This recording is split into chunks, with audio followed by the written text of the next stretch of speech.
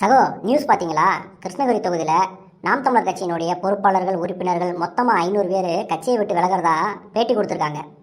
ஆமாம், நானும் பார்த்தேன் சகோ. அவர் சொல்லக்கூடிய குற்றச்சாட்டுகள் மீது நம்ம எதுவும் சொல்கிறதுக்கு இல்லை. ஏன்னா அங்கே இருக்கக்கூடிய பொறுப்பாளர்களுக்கு தான் அதனுடைய உண்மைத்தன்மை என்னன்னு தெரியும். ஆனால் 500 பேருக்கு ஒரே அடியாக கட்சியை விட்டு விலகிறாங்கன்னு சொல்கிறது தான் நம்புற மாதிரி இல்லை. ஏன் சகோ, நாம் தமிழர் கட்சியில் 500 பேர் கூட உறுப்பினராக இருக்க மாட்டாங்க? 500ல் ஆயிரக்கணக்கான பேர் நாம் தமிழர் கட்சியில் உறுப்பினராக இருக்காங்க. ஆனால் 500 பேர் மொத்தமாக விலகுறாங்கன்னு சொல்கிறது தான் என்னால் நம்ப முடியல. ஏன் உங்களால் நம்ப முடியல? ஏன்னா நாம் தமிழர் கட்சியினர் இயங்கும் விதம் அந்த மாதிரி.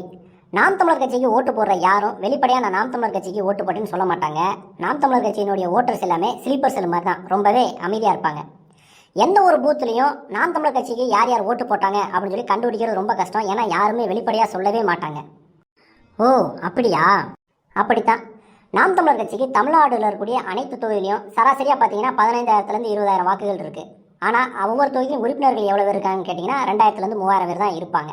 அதுலேயும் களப்பணியாளர்கள் எத்தனை பேர், அதாவது பொறுப்பாளர்கள் எத்தனை பேர் நீங்கள் பார்த்தீங்கன்னா ஒரு 100 பேர் இருந்தால் பெரிய விஷயம். அந்த 100 பேர்த்துலையும் யார் தீவிரமான களப்பணியாளர்கள், முழு நேர களப்பணியாளர் இருக்காங்கன்னு பார்த்தீங்கன்னா ஒரு 10 பேர் ஒரு தொகுதி கிடைச்சாலே பெரிய விஷயம் சகம். இது நாம் தமிழர் கட்சிக்கு ஒரு மிகப்பெரிய டிராபேக்காக இருந்தாலும் கூட அதுக்கு ஒரு நியாயமான காரணமும் இருக்குது. நியாயமான காரணமா? என்ன காரணம்? நாம் தமிழர் கட்சி பொறுப்பாளர்கள்லாம் திமுக அதிமுகவில் இருக்கக்கூடிய மாவட்ட செயலாளர் ஒன்றிய செயலாளர் மாதிரி பெரிய பண்ணையாரெல்லாம் இருக்க மாட்டாங்க. சாதாரண குடும்பத்தை சேர்ந்தவங்க தான் இருப்பாங்க. அவங்களுக்கு வேலைக்கு போகணும், சம்பாதிக்கணும், குடும்பத்தை பார்க்கணும் அப்படின்னும் போது கட்சிக்கு அவங்களால முழு நேரம் தீவிரமாக களப்பணிலாம் செய்ய முடியாது. எனவே அதில் ரொம்ப சொற்பமானவங்க மட்டும்தான் எப்போதும் நாம் தமிழர் கட்சிக்கு பொறுப்பை வாங்கிட்டு அங்கே வந்து களப்பணி செய்யக்கூடியவங்களா இருப்பாங்க. இது வந்து ஒரு நியாயமான ஒரு குறைபாடு தான் நாம் தமிழர் கட்சியில் இன்றைக்கி வரைக்கும் இருக்குது. சரி சகோ, இதெல்லாம் எனக்கு புரியுது. ஆனால் 500 பேர் விலகுனதை நம்ப முடியலன்னு சொன்னீங்களே, அதுக்கு என்ன காரணம்? இப்போ நான் சொன்னது எல்லாமே தான் காரணம். நாம் தமிழர் கட்சியினுடைய வாக்காளர்கள் யாருன்னு சொல்லி அங்கே இருக்கக்கூடிய பொறுப்பாளர்னாலே கண்டுபிடிக்க முடியாது. மிக குறைவான எண்ணிக்கையில் தான் களப்பணியாளர்களே இருப்பாங்க ஒவ்வொரு தொகுதியிலும். அப்படி இருக்கும்போது ஒட்டுமொத்தமாக 500 பேர் ஒன்றா சேர்ந்து விலகுறாங்க அப்படின்றது நம்பக்கூடிய விஷயமாவே இல்லை. இதில் இன்னொரு முக்கியமான கவனிக்க வேண்டிய விஷயமும் இருக்குது. என்ன விஷயம் சகோ? நான் முன்ன சொன்ன மாதிரி தான் நாம் தமிழர் கட்சி உறுப்பினர்களும் சரி பொறுப்பாளர்களும் சரி எல்லோரும் எளிய குடும்பத்தை சேர்ந்தவங்க தான். ஒரு தொகுதியில் ஒரு நிகழ்வு எடுக்கணும் அல்லது ஒரு மாவட்டத்தில் ஒரு நிகழ்வு எடுக்கணும்னா எல்லோரும் ஒன்றா சேர்ந்து அவங்களால எவ்வளோ நிதியை போட முடியுமோ அவ்வளோ போட்டு அந்த நிகழ்வை எடுப்பாங்க. இதில் வந்து பொறுப்பாளர் உறுப்பினர் அப்படின்ற வேறுபாடே இருக்காது. எல்லோரும் அவங்களால முடிஞ்ச பங்களிப்பை கொடுப்பாங்க. எல்லோருமே இண்டிபெண்ட்டாக தான் நாம் தமிழர் கட்சியில் செயல்படுவாங்க. யாரும் யாரையும் சார்ந்து இருக்க மாட்டாங்க.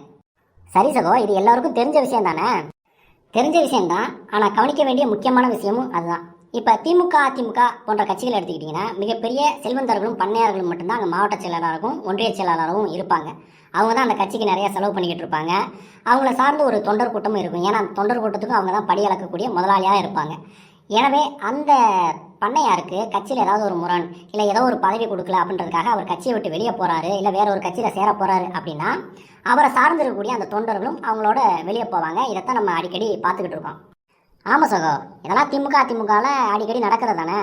திமுக அதிமுகவில் இது எளிதாக நடக்கும். ஆனால் நாம் தமிழர் கட்சியில் இப்படி நடக்கிறதுக்கு வாய்ப்பு இல்லை. ஏன்னா நான் முன்ன சொன்ன மாதிரி தான் இங்கு உறுப்பினர்கள் பொறுப்பாளர்கள் அப்படின்ற வேறுபாடே கிடையாது. எல்லோரும் அவங்களால முடிஞ்ச அளவுக்கு கட்சிக்கு அவங்களுடைய களப்பணியை செஞ்சுக்கிட்டு தான் இருப்பாங்க. யாரும் யாரையும் சார்ந்து இருக்க மாட்டாங்க.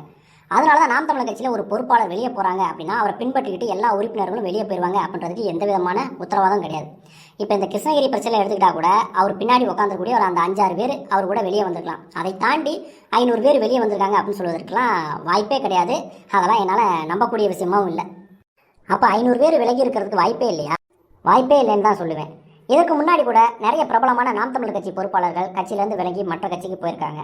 அப்போ அவங்க கூட நாம் தமிழர் கட்சியினுடைய வாக்காளர்களும் நாம் தமிழர் கட்சியினுடைய உறுப்பினர்களும் கூடவே போயிட்டாங்களா? இல்லை இல்லை. அப்படி போயிருந்தா எப்படி நாம் தமிழர் கட்சிக்கு ஒவ்வொரு தேர்தலையும் கிராஜுவலாக வாக்குகள் இன்க்ரீஸ் ஆகிட்டே வரும்? அட ஆமாம் சகோ. ஆனால் இந்த மாதிரி 1-2 பொறுப்பாளர்கள் போனாலும் அதுவும் கட்சிக்கு இழப்பு தானே. அது இழப்பு தான், அதில் மாற்று கருத்து கிடையாது. அதான் நான் முன்ன சொன்ன மாதிரி அங்கே என்ன பிரச்சனை அப்படின்றது அங்கே சம்மந்தப்பட்ட பொறுப்பாளர்களுக்கு தான் தெரியுமே தவிர நம்ம அதில் எந்த கருத்தும் சொல்கிறதில்ல. இதெல்லாம் வந்து தலைமை பார்த்து நல்ல முடிவாக எடுத்தால் மகிழ்ச்சி தான்.